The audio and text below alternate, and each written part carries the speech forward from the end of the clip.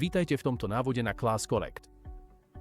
V tomto videu sa naučíte, ako používať Geocenter na jednoduchšiu a presnejšiu správu vašich polí a strojov pomocou zobrazenia mapy. Prístup k panelu a rozbaľovacím ponukám získate v rámci mapy naľavo. Kliknite na strojer. Tu máte možnosť prehľadne vidieť všetky stroje vo vašom celom vozovom parku, ktoré sú rozdelené do dvoch kategórií: aktívne a neaktívne stroje. Vyberte aktívny stroj, napríklad Jaguar 990 so žltým pásovým pohonom.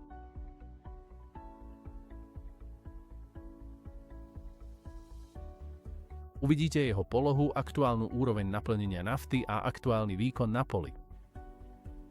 Pomocou prepínača stopy si môžete zvoliť zobrazenie stôp pre lepší prehľad, keď na tom istom poli pracuje viacero strojov. Na vrchu môžete použiť filter, stroje na výber údajov o strojoch za vami preferované časové obdobie.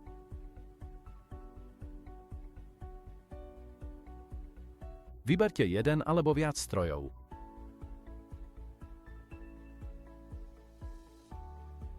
Vyberte dátum.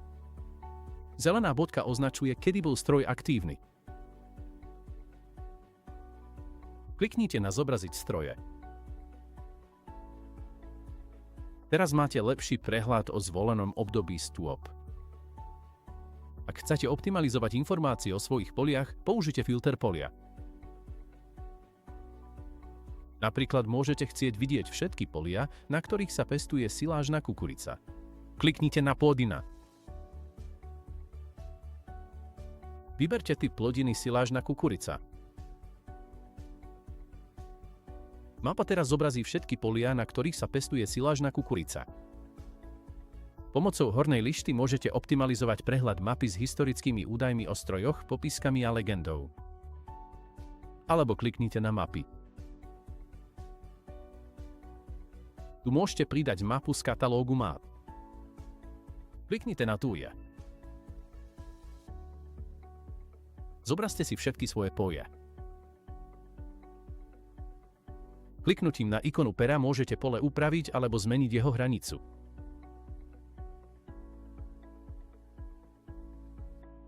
Môžete ísť ešte ďalej kliknutím na tlačidlo Akcia.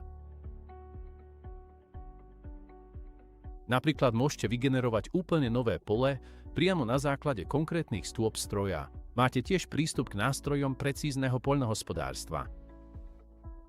S Geocentrom v Class Connect máte vždy všetko pod kontrolou, nech ste kdekoľvek.